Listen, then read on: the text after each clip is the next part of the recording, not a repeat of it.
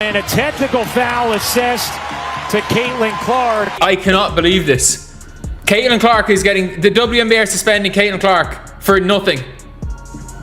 She didn't even say anything. Like, if she was out... If she went and said something, okay, cool. But, like... Okay, I've never seen this before. They called a technical foul on Caitlin Clark, which would have her suspended for next game versus the New York Liberty on this. She got fouled. She got bumped into the red. They think what is that? The digital sports landscape exploded into total chaos the exact moment news broke that the WNBA league office stepped in and officially rescinded Caitlin Clark's controversial 8th technical foul, narrowly avoiding what would have been a catastrophic one-game suspension in a season defined by record-breaking television ratings, packed arenas, and relentless scrutiny. Every single whistle carries enormous weight, but few incidents have triggered as much immediate fury and disbelief as the sequence that unfolded during the Indiana Fever intense 90-86 victory over the Chicago Sky. Getting a foul because of reasons? She got a technical foul for not a damn thing, folks. Not a damn thing. Momentum carried her into the ref. She brushed up against the ref. And let me keep it real. I'm going to keep it real. The DEI official, Rhodes said it. You heard me. The DEI official tees up Caitlin Clark. By the way, if the WNBA does not rescind this technical, Caitlin Clark is suspended for the game against the Liberty. The game against New York. When elite athletic competition collides with questionable officiating decisions, the resulting shockwaves spread across every major media platform, drawing millions of passionate fans into an intense debate over institutional fairness, player protection, and the arbitrary nature of technical foul assessment. Sports leagues thrive on transparent, consistent application of the rules, but when a routine play near the baseline is catastrophically misinterpreted as an intentional physical assault on an official, the entire system faces an immediate crisis of credibility. Fans, analysts, and players alike were left staring at their screens in absolute bewilderment, wondering how a standard basketball collision could possibly be twisted into a suspension-worthy offense that threatened to derail a crucial matchup against the New York Liberty. And that one is going to put her above the threshold and suspend her for Indiana's game Tuesday against New York. The roots of this massive controversy trace back to a frantic third-quarter sequence where competitive intensity boiled over into what appeared to be an indefensible ruling by the officiating crew as Caitlin Clark drove hard along the baseline, pushing the pace and fighting to keep the play alive under immense defensive pressure from Chicago Sky Natasha Cloud. Physical contact altered her trajectory, causing her to stumble out of bounds in the split-second chaos of trying to regain her balance. While tracking the ball, incidental contact occurred between Caitlin Clark and a nearby referee in what can only be described as an extraordinarily harsh and disconnected reading of the situation. The officials blew the play dead and handed Caitlin Clark a technical foul, her 8th of the season. Driving to the basket. She's driving to the basket. One dribble. Gets fouled by Tash Cloud. Like, leg-to-leg contact. Gets fouled by Cloud. Gets fouled again by Cloud. Then gets kneed by Cloud. And then trips over. And then follows through into the referee. And then walks back. And then gets teed up. She got teed up for tripping and falling into the referee. Under the strict rulebook guidelines of the WNBA, accumulating 8 technical fouls triggers an automatic non-negotiable one-game suspension alongside financial penalties, which meant the single whistle instantly put Caitlin Clark availability for the upcoming high-stakes showdown against the New York Liberty in severe jeopardy. The absurdity of the call was not lost on anyone inside the arena or watching from home, as slow-motion replays clearly demonstrated that Caitlin Clark was fighting off a hip bump from an opponent while completely off balance, making any notion of intentional contact an absolute fantasy. The immediate aftermath on the court showcased the sheer frustration of the Indiana Fever organization as head coach Stephanie White rushed to challenge the absurdity of the explanation provided by the officiating crew when crew chief Matt Forsberg and the referee squad attempted to justify the technical foul by claiming that Caitlin Clark had intentionally sought out the official and delivered a forearm shiver. The justification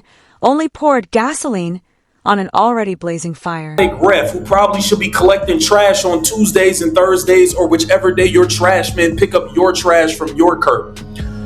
First of all, if you would have called the first foul or the second foul, because she got bumped twice on that drive, which sent her into the baseline, which forced her to run into you.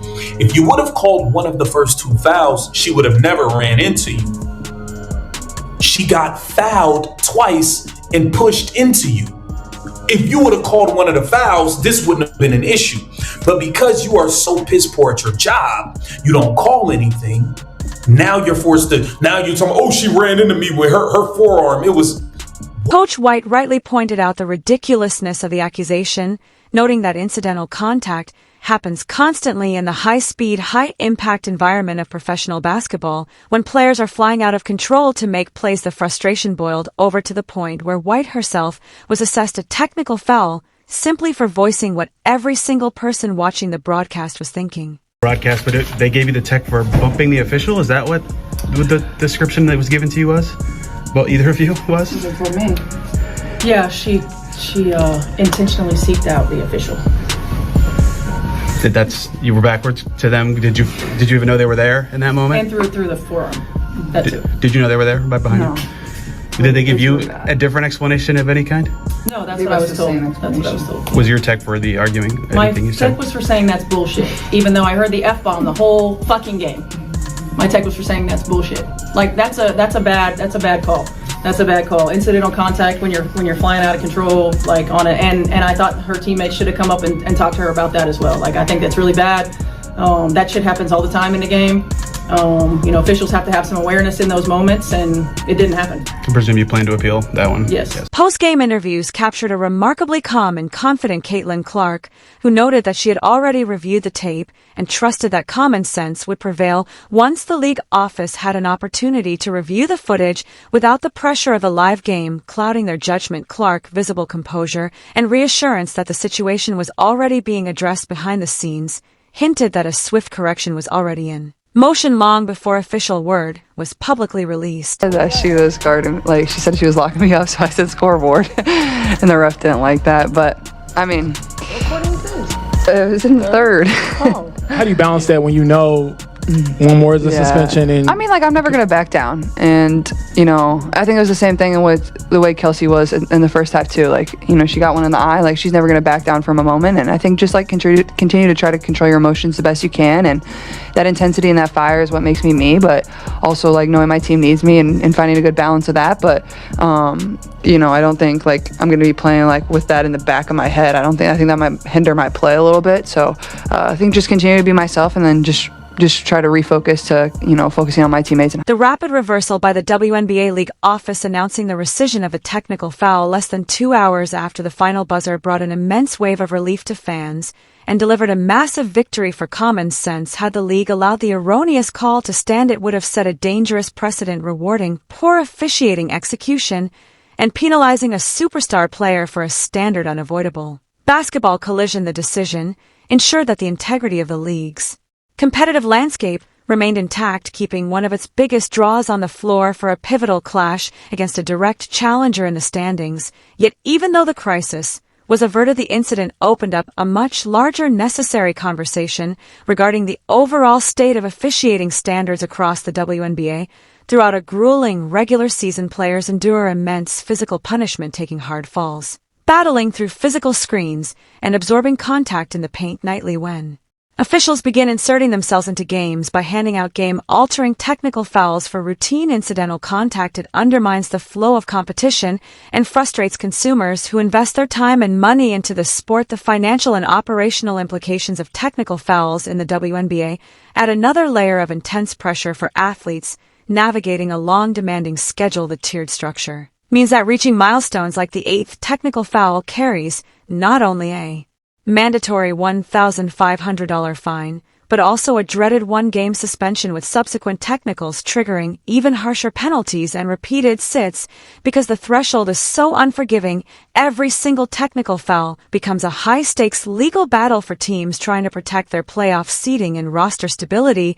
When an incorrect call pushes a player to the brink of a suspension, the burden falls entirely on the franchise to scramble for an immediate appeal before the next game countdown expires. The speed with which this particular appeal was processed highlights just how glaringly incorrect the original floor call was, validating the outrage expressed by players, coaches, and analysts across the sports world. It also serves as a stark reminder that accountability must flow both ways in professional sport. While players are rightfully held to high standards of conduct and sportsmanship, officiating crews must also be held to high standards of accuracy, objectivity, and situational awareness. As the Indiana Fever prepare to transition focus toward their upcoming battle against the New York Liberty, the cloud of this controversy serves as both a warning and a rallying point. Caitlin Clark currently walks a tightrope, sitting dangerously close to the technical foul limit, with plenty of basketball left to be played in the regular season, meaning every future contest will require an immense level of composure to avoid falling into a similar officiating trap. Opposing teams are well aware of this vulnerability and will undoubtedly continue to test the boundaries of physical play, attempting to draw emotional reactions or bait officials into blowing the whistle. However, the resilience shown by the Fever squad throughout this ordeal proves that they are more than capable of rising above external noise, channeling their competitive energy into dominant on-court performances like their 46-point masterclass against Chicago. The unwavering support of the fan base combined with the rapid correction from league headquarters ensures that the focus can finally shift back to where it belongs: elite athletic execution, breathtaking assists, deep three-point shooting, and high-level basketball battles on the hardwood.